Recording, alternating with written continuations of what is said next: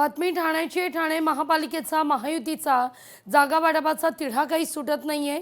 महायुतीत भाजपकडून आता मात्र 40 ते 45 जागांची मागणी होतीये, तर शिवसेनेकडून इतक्या जागा सोडण्यास नकार देण्यात आलेला आहे. अशातच आमदार संजय केळकर, निरंजन डावखरे हे रवींद्र चव्हाण यांच्या भेटीकरता पोहोचलेले आहेत. अधिक माहिती घेऊया आपले प्रतिनिधी मनीष गांगुणे यांच्याकडून. मनीष, ठाण्यात नेमकं काय घडतंय? लागवे आपण जर बघितलं तर ठाणे आणि शिवसेना आणि भाजप या युतीच्या संदर्भात सध्या चर्चेला उधाण आलेलं आहे. मात्र काही दिवसांपूर्वी रात्री 4 वाजेपर्यंत बैठक जी आहे ती शिंदेच्या निवासस्थानी पार पडली होती. त्या बैठकीला फक्त भाजपाकडून रवींद्र चव्हाण हेच उपस्थित होते.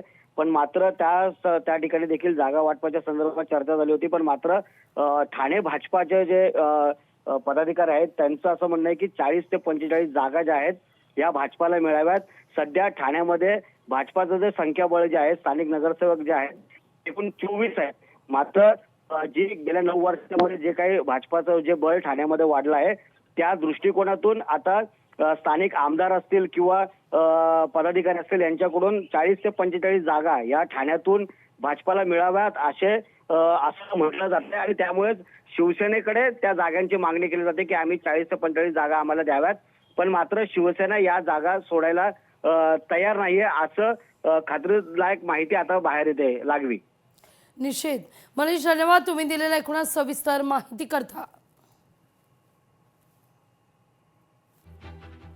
ठाणे महापालिकेमध्ये महायुतीचा जागा वाटपाचा तिढा वाढताना आता दिसतोय. महायुतीत भाजपकडून 40 ते 45 जागांची मागणी. सुरुवातीपासून जर आपण पाहिलं तर भाजपनं ठाण्यामध्ये विशेष लक्ष घालण्यास सुरुवात केलेली होती आणि आता इतक्या जागा भाजपला देण्यास शिंदेची शिवसेना मात्र राजी नाहीये. पुढची बातमी सुद्धा ठाण्याचीच आहे. उपमुख्यमंत्री एकनाथ शिंदेंचा मीनाक्षी शिंदेंना फोन आलेला आहे. फोनवरून मीनाक्षी शिंदेंच्या मनधरणीचे प्रयत्न सुरू असल्याचं कळत आहे.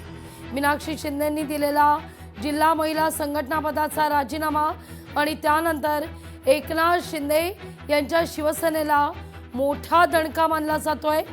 नेमक्या याच मुद्द्यावर आता मीनाक्षी शिंदे यांची मनधरणी करण्याचा प्रयत्न होतोय.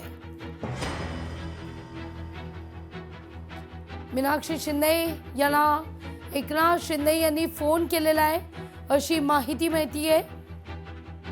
पक्षविरोधी कृत्य केल्यामुळे मनोरमा नगर इथल्या विक्रांत वायचळ यांची पक्षातून हकालपट्टी केल्यानंतर मीनाक्षी शिंदे नाराज झाल्या होत्या.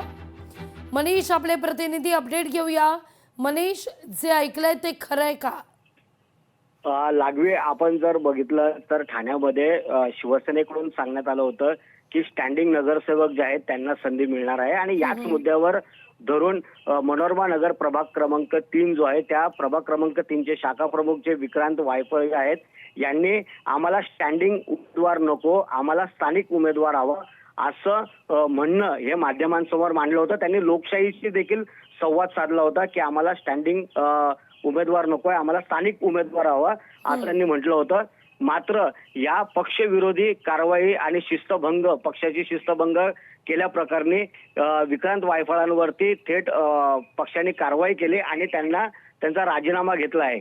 मात्र मीनाक्षी शिंदे देखील याच प्रभागातून येतात आणि मीनाक्षी शिंदे या माजी महापौर आहेत, ते शिवसेनेच्या महिला आघाडीच्या प्रमुख आहेत आणि त्यांचा निकटवर्ती असलेला विक्रांत वायफळ याचा राजीनामा पक्षाने घेतल्यामुळे तडकाफडकी मीनाक्षी शिंदेने देखील आपल्या पदाचा राजीनामा घ्यावा अशी मागणी थेट एकनाथ शिंदेकडे केली आणि त्यामुळे ठाण्यात राजकीय रंग हे बघायला मिळाले. पण मात्र काल रात्री उशिरा एकनाथ शिंदेंनी मीनाक्षी शिंदेंना फोन केला आणि आता 12:30 वाजता मीनाक्षी शिंदेंना त्यांच्या एकनाथ शिंदेच्या निवासस्थानी भेटायला देखील बोलवलंय. लागवी. अगदी फोन आल्यानंतर मीनाक्षी शिंदे यांचा राग काही कमी झालाय, नाराजी दूर झाली आहे, काय नेमकं? मीनाक्षी शिंदेंनी म्हटलंय की मी ज्या प्रभागामध्ये काम करते त्यांचं पालकत्व हे त्या प्रभागातील नेत्याचं असतं आणि त्यामुळेच वायफळ जो व्यक्ती आहे तो हा प्रभागातील एक पालकतुल्य मानला जातो आणि त्यामुळेच त्याच्यावर झालेला अन्याय हे त्यांना स्वीकारावा लागला आणि म्हणून राजीनाम्याचं जे असतं ते मीनाक्षी शिंदे यांनी उचललेलं आहे. मनीष, धन्यवाद तुम्ही दिलेल्या माहिती करता.